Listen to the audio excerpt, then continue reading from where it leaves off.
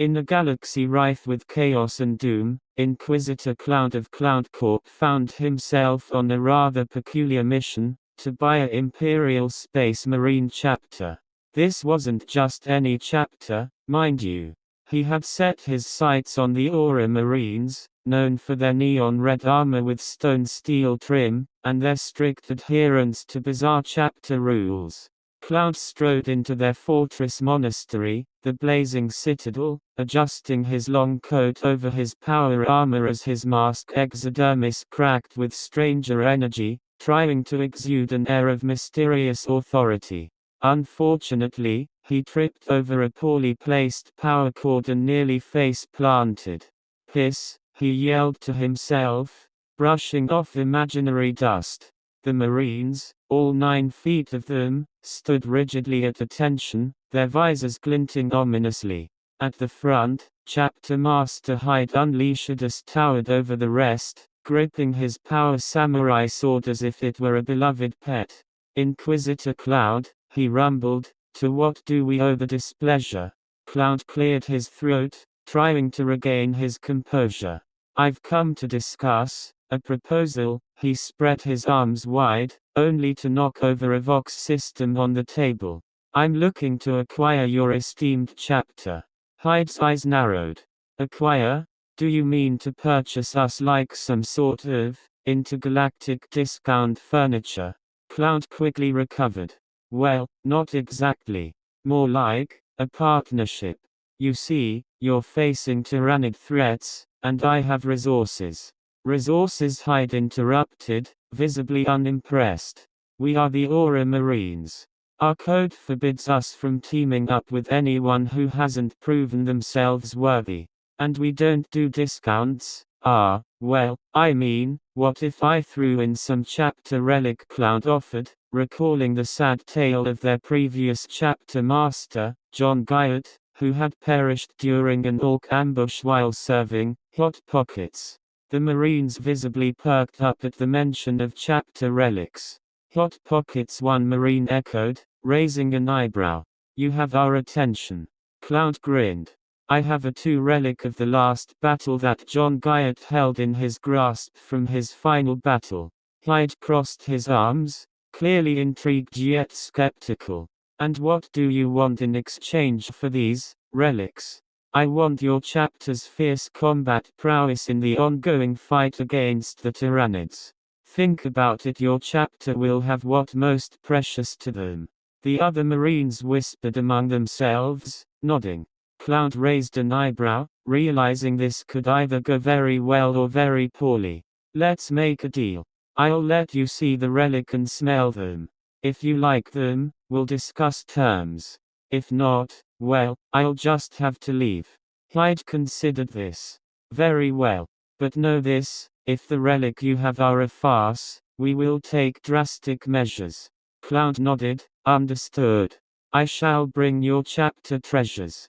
Moments later, he stood before the Marines with a stasis box filled with the 2 relic. "Behold, the culinary marvels of Emperor." Hyde scrutinized the box, his eyes narrowing suspiciously. "Are they filled with meat?" "Absolutely. Well, a sort of meat.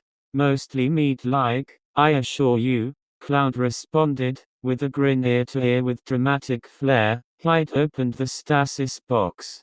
The aroma wafted through the air, and the Marines leaned closer, salivating.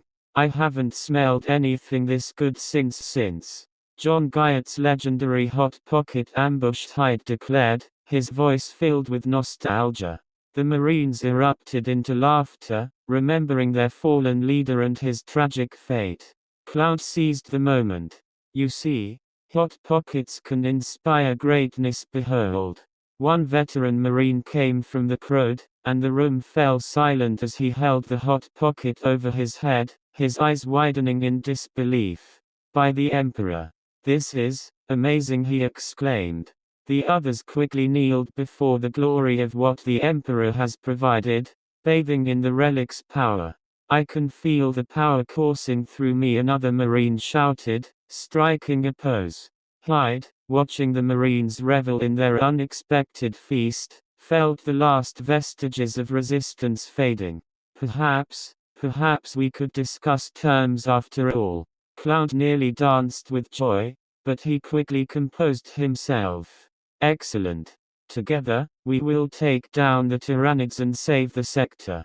Just then, the alert klaxon blared throughout the citadel. Tyrannids incoming, the Voxcaster bled, sending the Marines into a frenzy. Hyde turned to Cloud, eyes ablaze with determination. This is it. We fight together now.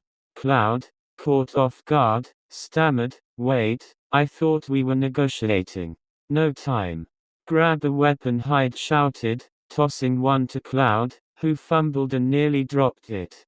As the Aura Marines charged into battle, Cloud found himself sprinting side by side with the Aura Marines. He swung the power maul wildly, crushing a Tyrannid that had been charging towards him. For the Emperor, Cloud bellowed across the battlefield. Great form, Inquisitor, Hyde yelled, slicing through another alien with precision power samurai sword. We'll put you in the chapter history for this. Cloud couldn't believe it. One moment he was offering stasis hot pockets, and the next he was battling alongside a space marine chapter. Perhaps his plan would go well after all, hot pockets and all. By the end of the day, the Tyrannids were repelled, and Cloud stood panting but triumphant among the Aura Marines. So, does this mean we have an agreement, Chapter Master? He asked, still holding the power sword like a makeshift trophy. Hyde clapped him on the back, nearly sending him sprawling. Absolutely. Welcome to the Aura Marines. Just remember, no hot pockets in the battle trench. Cloud grinned, feeling a strange sense of belonging. Deal. But can I keep the power sword? Only if you promise to wield it properly, Hyde laughed. As they celebrated their victory with more hot pockets, Inquisitor Cloud realized that in a galaxy of darkness, sometimes it took a good meal and a bit of chaos to forge the strongest bonds. And who knew? Maybe the combined might of the Aura Marines and Cloud Corp would finally bring a little light back to the universe.